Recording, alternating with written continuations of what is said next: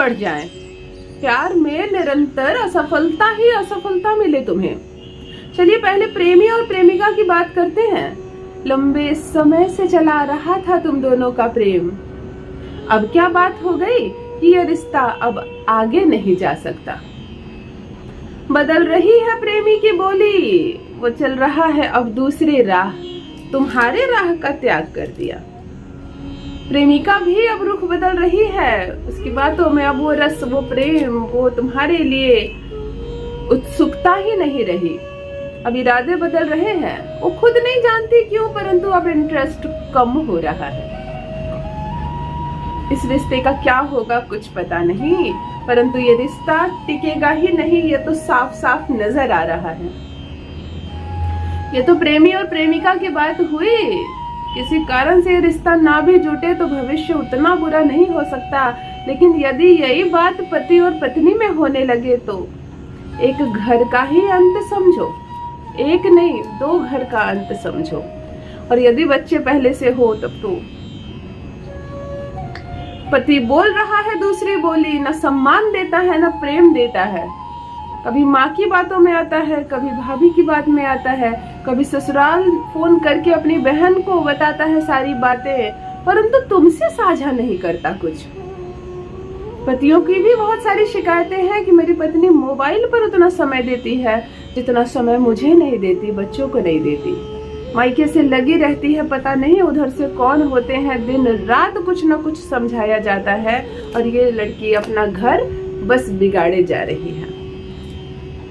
जब स्थिति ऐसी हो जाए अर्थात रिश्तों की मिठास खत्म हो जाए, एक शब्द में यही कहा जाएगा कि जब प्रेमी प्रेमिका के बीच अब कोई मिठास ही नहीं रह गया, पति और पत्नी के रिश्ते के बीच कोई मिठास ही न रह जाए, तब हम क्या करें?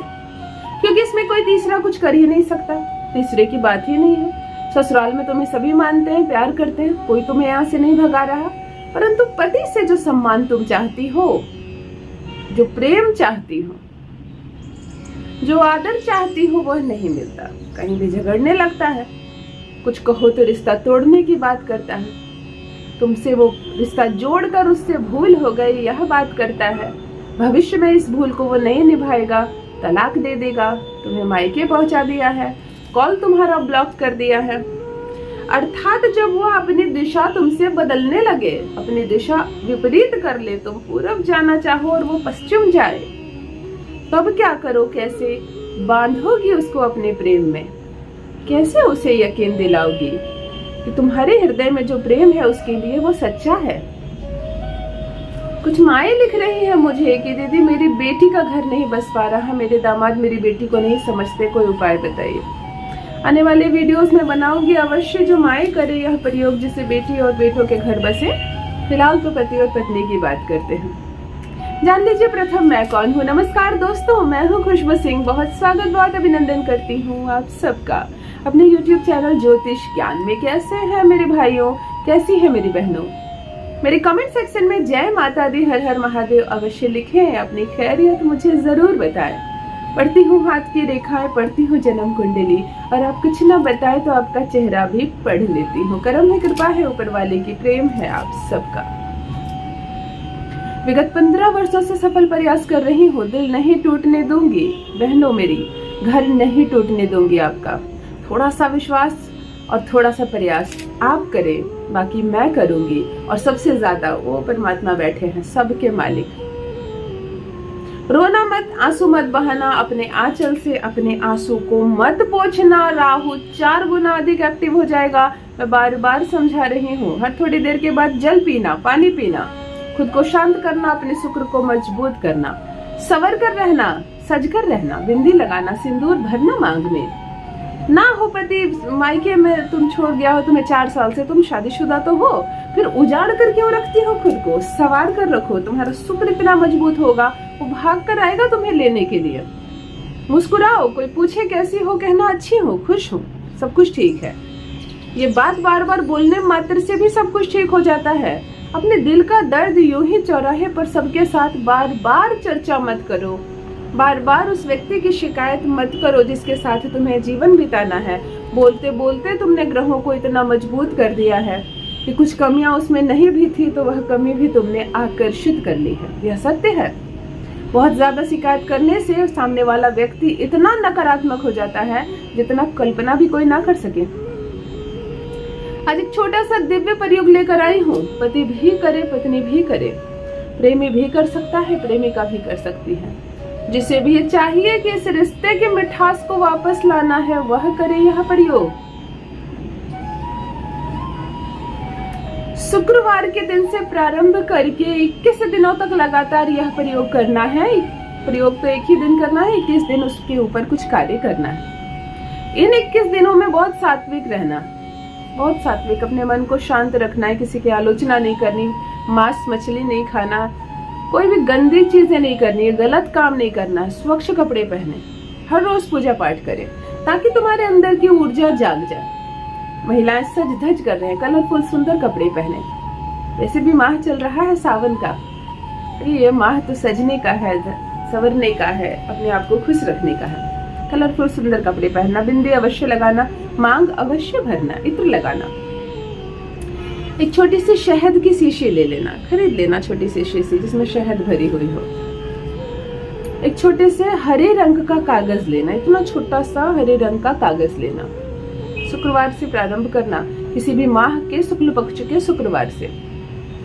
ऊपर पुरुष का नाम लिखाएगा, नीचे महिला का, अर्थात ऊपर पति का, नीचे पत्नी का, चाहे यह प्रयोग कोई भी कर रहा हो। पुरुष का वर्चस्व अधिक माना जाता है। ये पुरुष प्रधान समाज है, हमेशा पुरुषों को ताकत और हिम्मत या बल की नजर से अधिक माना जाता है। ऊपर पुरुष का नाम लिखोगी, नीचे प्लस दोगी, नीचे अपना नाम लिखोगी। पत्नी कर रही है तो, पति कर रहे हैं तो भी वह पहले अपना नाम लिखेंगे, प्लस देंगे, अपनी पत्नी का नाम लिखेंगे।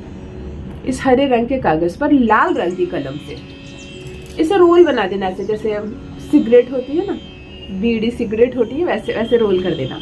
मैंने भी क्या नाम लिया, ऐसे रोल कर देना, उसे पेंसिल की तरह रोल कर देना, पेंसिल की तरह। ये जो शहद वाली शीशी है इसके अंदर इसे डाल देना, जार बंद कर देना, उस शीशी की ढक्कन को बंद कर देना।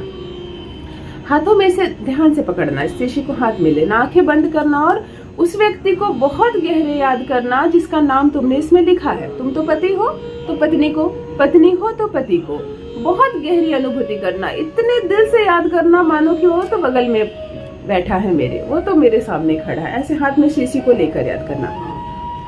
अपने घर के दक्षिण और पश्चिम का जो कोना होगा, ध्यान देना, सूरज जिधर से निकलता है उधर पूरा उधर ही मुंह करके खड़े हो जाना। तुम्हारे पीछे पश्चिम, तुम्हारी बाईं और दक्षिण, तुम मुड़कर देखना, वो कोना फाइंड आउट कर लेना और उसी किसी कोने में, जमीन पर नहीं, कहीं भी ऊपर जगह पर इस शीशी को रख देना शुक्रवार के दिन।